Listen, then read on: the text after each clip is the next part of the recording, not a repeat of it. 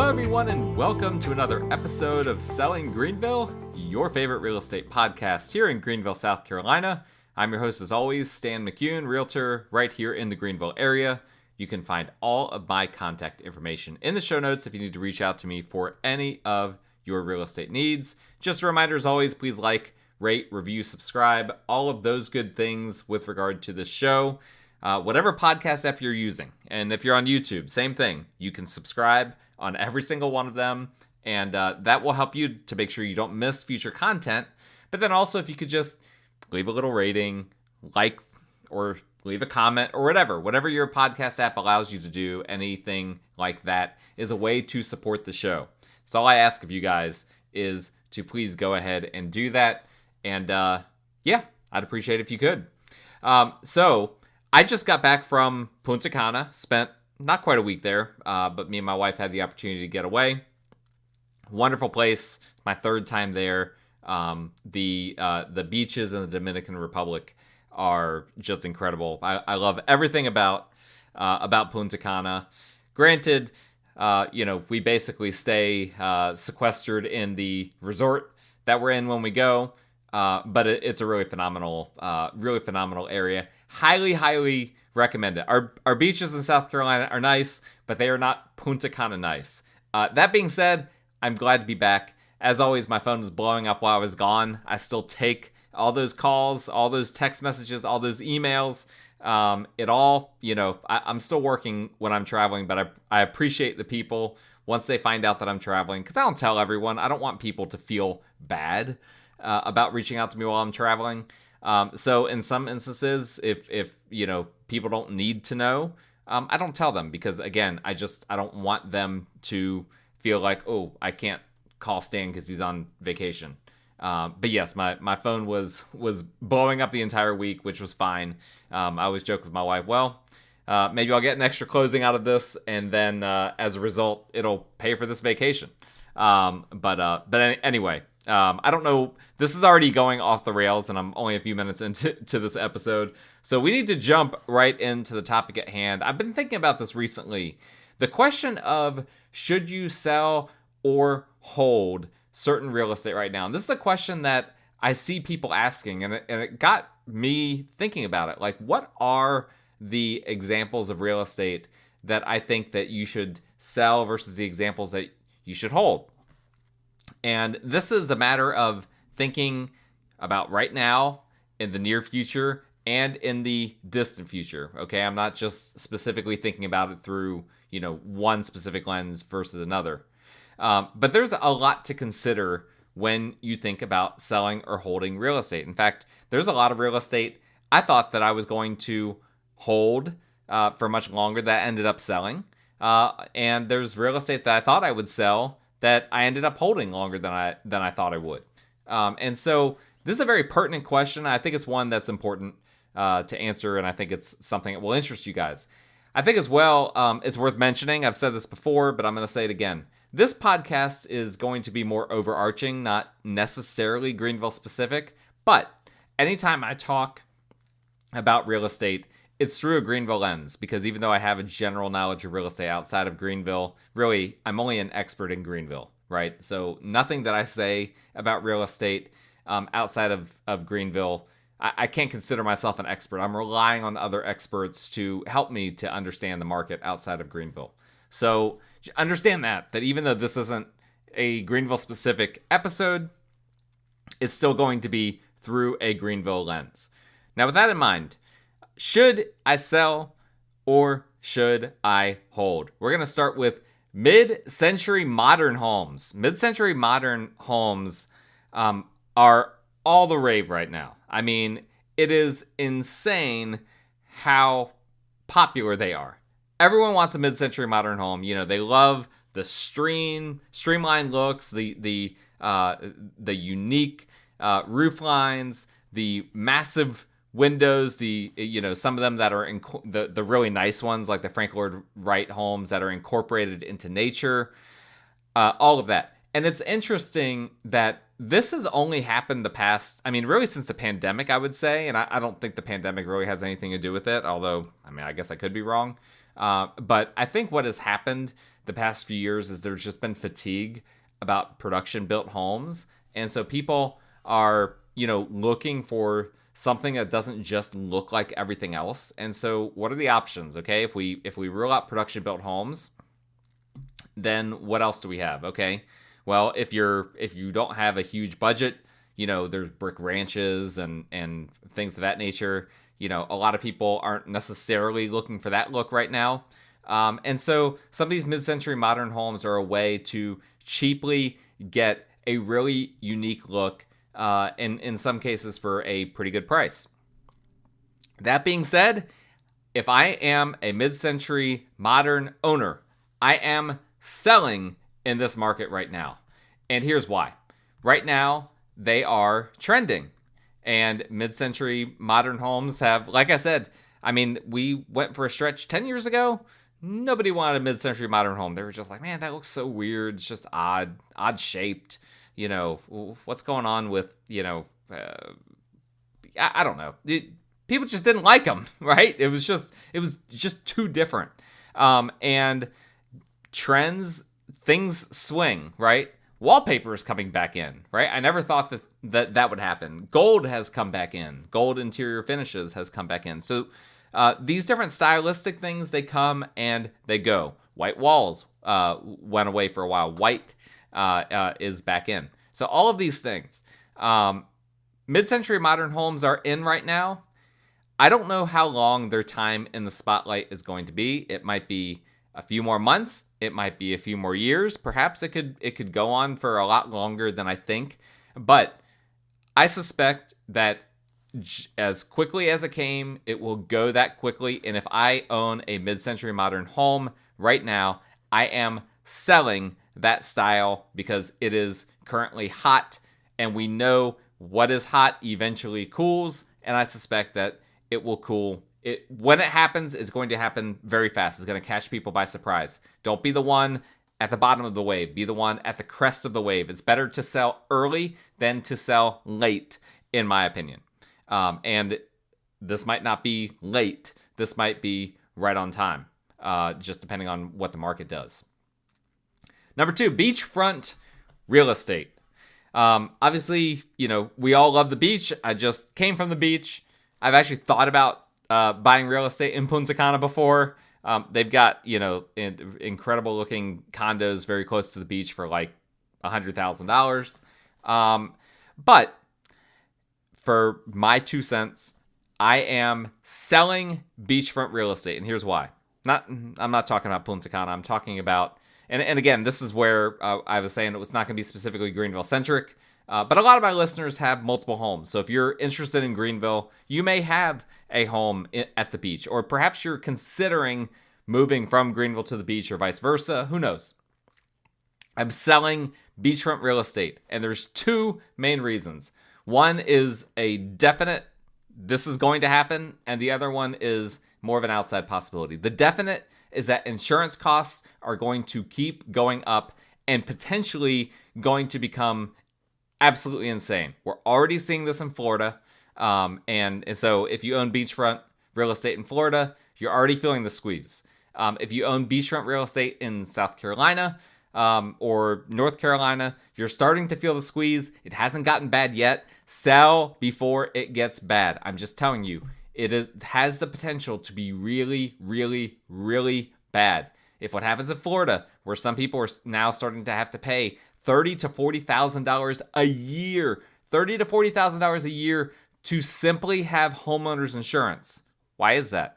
It's a variety of reasons. A lot of it has to do with just the hurricanes and the windstorms and the tornadoes and the hail that just comes through there.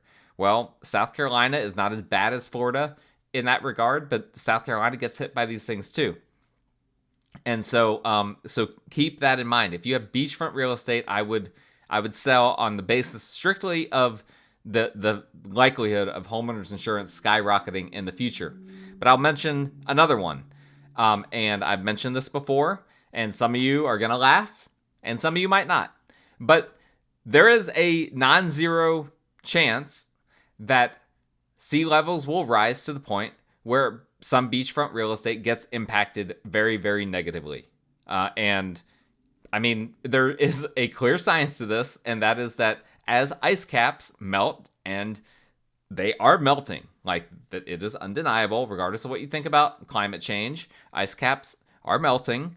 And when that happens, sea levels rise. Now, we've already seen the sea levels are rising. Again, that's a scientific thing. There's a lot of evidence to that. The question is, are they going to rise to the point where beachfront real estate becomes impacted? We don't know. I would say it's, generally speaking, probably not the most likely scenario, right? I'm not betting that that's what's going to happen. But if you're thinking like an investor, you have to think about all potential possibilities. And that's one of the ones that I'm considering. And why, unless you're very wealthy, and this is, by the way, a question that I get from people when I mention this. It's like, well, every single politician that's platforming against climate change has beachfront property.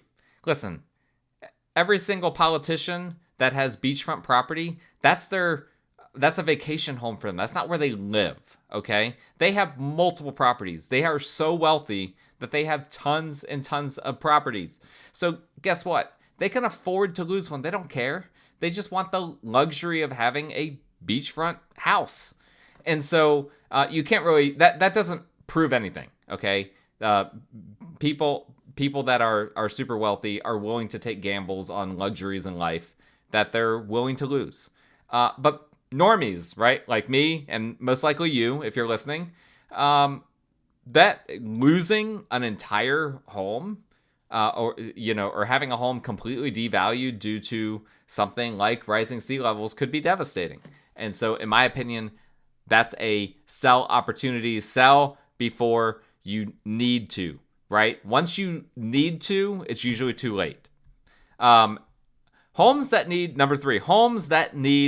updating, okay? Cosmetic updates, other updates. Hold those, okay? I'm saying hold homes that need updating, and here's why. The market right now is awful for homes that need updating. People, they just don't have the money to buy a home, put the down payment, pay for all their inspections and all of that, appraisals, attorney fees, all of that. And then on top of that, now they've got a 7% mortgage rate, and maybe they had to pay additional closing costs to buy that down to 6.25. Still very high in comparison to what it's been for several years. So basically we have the most, I say basically, but in actuality, we have the most unaffordable housing market of all time. And people can't afford to buy a house and then update it unless that house is priced so competitively that it's basically under market. You don't want to be a seller that sells under market, right? So if you have a home that needs updating, hold that home or do the updates and then sell.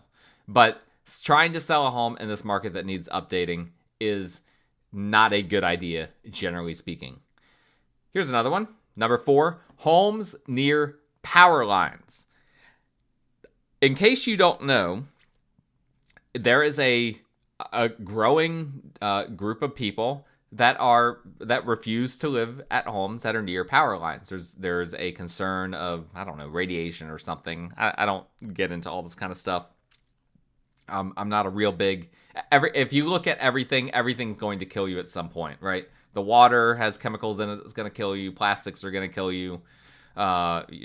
Processed sugar is going to kill you. Fumes are going to kill you. Power line, everything's going to kill you.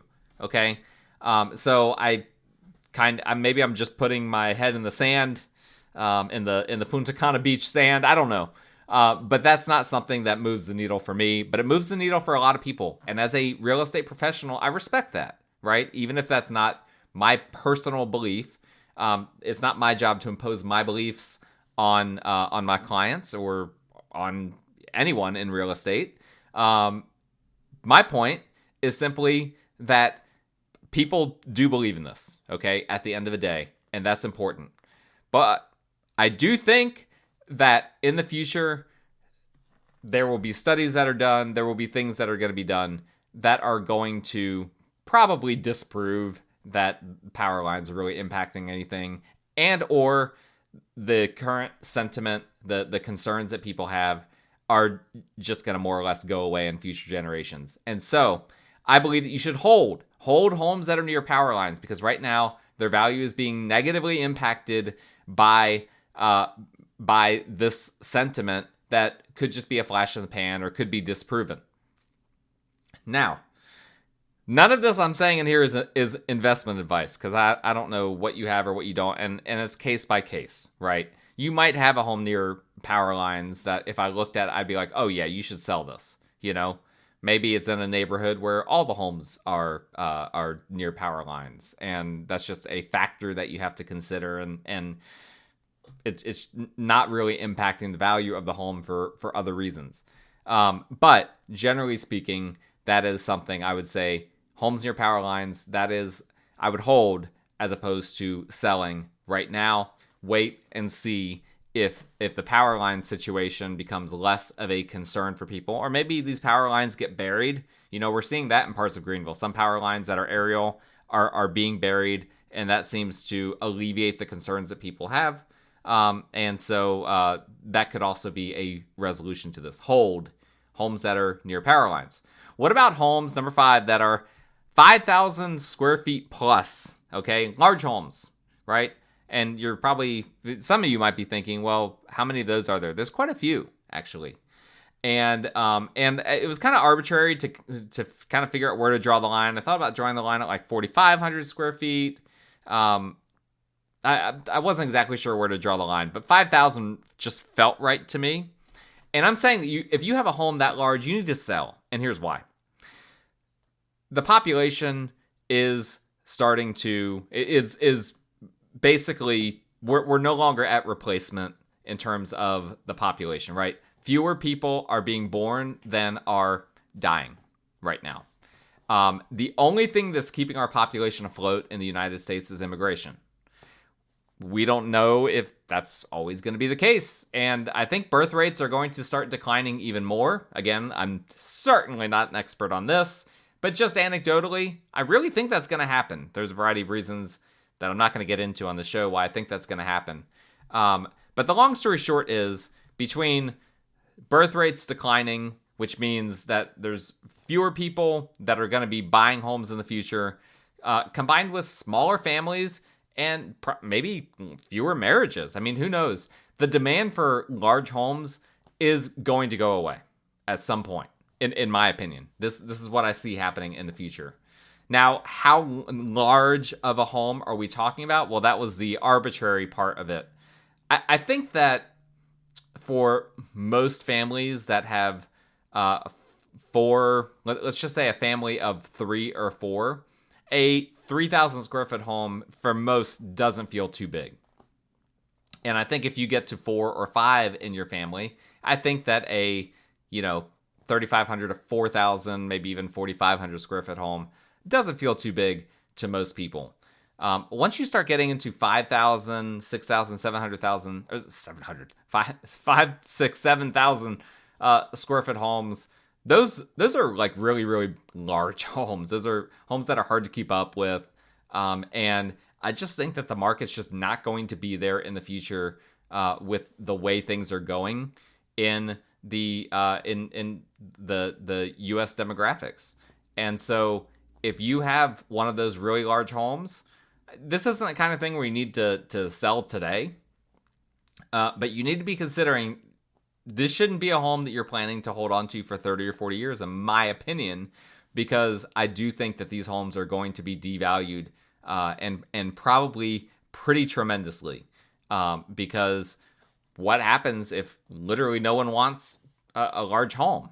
And on the flip side of this, I'm very bullish on small homes. This isn't one of my bullet points in this, but I think that small homes are going to be really massive moving forward. I think that there's going to be a huge group of Gen Alpha, for instance, the youngest generation right now, that are into smaller homes, and so I'm much more bullish on smaller homes moving forward than I am on the really, really large homes.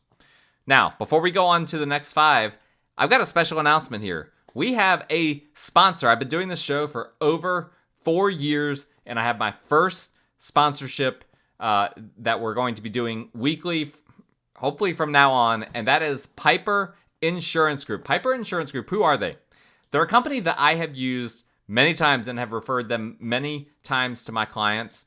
They are an independent insurance agency, and what that means is that they quote with a lot of different insurance companies and bring back the best rate that they can find. So it's not like, if you're with like Allstate, for instance, they're just going to give you an Allstate quote, or State Farm, kind of the same thing. They are independent. Piper Insurance Group is independent. They can quote a lot of different carriers, get you the best rate for home, auto, and umbrella insurance. They can do investment properties such as flips, rentals, even ground up new construction. They can do residential, commercial investment properties, et cetera, and they can underwrite policies in South Carolina, North Carolina, and Georgia. I'm personally friends with Stephen Piper, who is the company owner, and Stephen's great. He's accessible all the time, within reason. He's very accessible. He does a great job. He knows the business in and out, and I'm really excited for them to be a sponsor, because I'm never gonna have a sponsor on here that I don't believe in one way or another. But to have them as my first sponsor, I'm really excited, because Steven has done, and Piper Insurance Group has done, a great job over the years for me and my clients. So please reach out to them for a free quote. Their contact information will be in the show notes moving forward with the show, so you can look them up just go to the show notes or the show description, and you will see Piper Insurance Group in there. All right, on to the next one. In terms of homes to sell or hold, should I sell or hold? Homes with acreage, okay? I'm not going to define that, how much acreage we're talking about, but I would say just think about homes that just have more acreage than the norm. You should hold homes that have acreage, particularly if they have a lot of acreage. And here's why. Land is finite. We only have so much land on this planet, in this country, and in this state. That land, is ready to be gobbled up by a developer or by anyone for whatever reason. And it is extremely, extremely valuable. There could be a future where the value of acreage really goes up, right? Let's say that we have, God forbid, we have some sort of like famine sort of event. These events have happened in human history. And if you have land, if you have acreage that can, allow you to be able to do mini farming or who knows what, that is very, very valuable. And I only see the value of land, even if we don't have an apocalyptic kind of thing, the value of land is just going to keep going up, because so many homes are being built on small lots. And nobody likes that. You very, very rarely run into people that are excited to buy a house that's on a small lot, but they're getting smaller and smaller.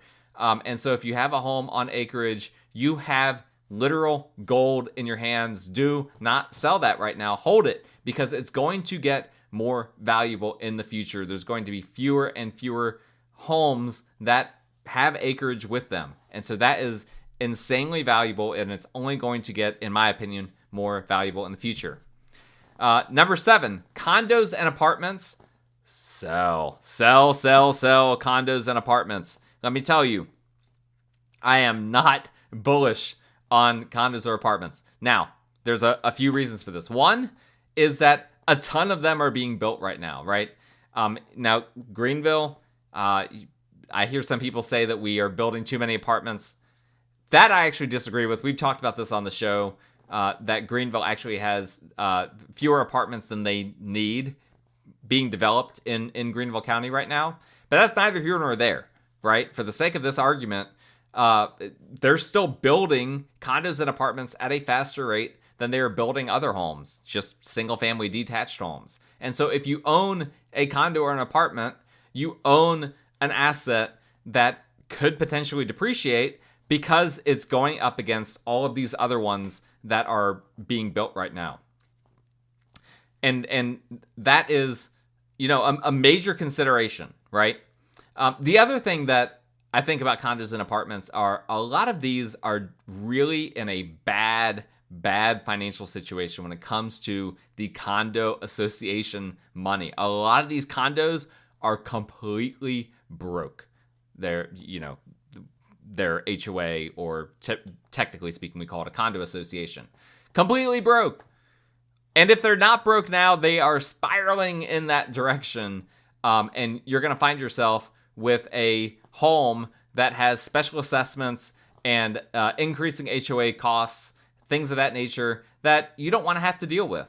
Additionally, if you go to sell a condo, if a huge percentage of them are not owner occupied, if they're rental properties, and or the reserve fund that the condo association has is inadequate, a buyer can't even get financing on the condos. They would have to go get special financing, from like an investment bank lender or someone like that. And so the value of a condo or an apartment, you have even less control over that than you do over another property. So, my house that I live in, I have a lot of control over the value of my house, right? Even if my neighbors are, do awful things with their home, I'm spread out enough from them that what they do isn't going to affect the value of my home that much. Now, it could still affect the value, but it's not going to affect it that much at the end of the day. What I do to my house is going to affect the value of it more than anything else. But condos and apartments have a lot more variables that can impact the value of it than any other sort of real estate. With the exception of maybe land, like if you have a tract of land that, is really valuable, things that happen around that land can impact the value. But we're talking about improved real estate improvements, condos and apartments. I am selling. If I have any condos or apartments, I've actually practiced what I preached here. I had condos, I sold them. And it was for these very reasons. I saw the writing on the wall that these were not going to be, future investments, in my opinion. And so I ended up selling those, moving on. That was that. What about homes in areas? This is number 8. Homes in areas that are practically surrounded by commercial real estate. You see this sometimes in Greenville, some other areas.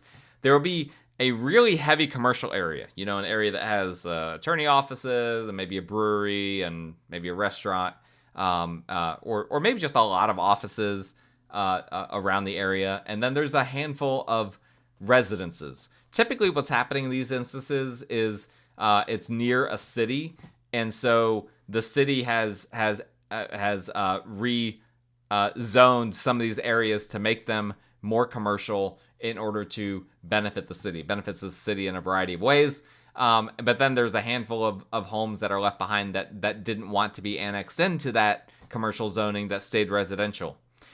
If you have that type of home that's residential but is surrounded by commercial, you need to hold, okay? Hold that home. Here's why. That is some of the most valuable real estate that you could have, because when you're in a commercial area, that is typically walkable. And there is very little that is more valuable than walkable real estate. People love that. People love to be able to walk or bike to places. Everyone loves that. They always have, and they always will. That has, it's only been in more recent decades that homes haven't been walkable to places, right? They used to build, the mill houses in Greenville that were built in the 20s, 30s, 40s, and beyond. They were built so that people could walk to work. They were built near the mills. And guess what? We still have a lot of areas in Greenville that have homes that are residential but are in primarily commercial areas, and they are selling. They are super hot right now. And you might be tempted to sell because you're like, okay, yeah, I want to ride the crest of the wave. I'm telling you right now, don't sell. Hold. Because those areas are going to only keep getting better. There's only going to be more things popping up around them.